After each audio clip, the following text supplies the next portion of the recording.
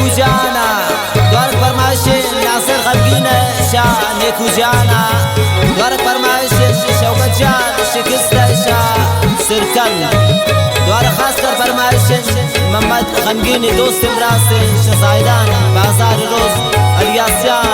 جمال سیر باز من اتوار نائی کودل خوشیان کودی شهر فرمایشان خاطرہ کو الیاس جمال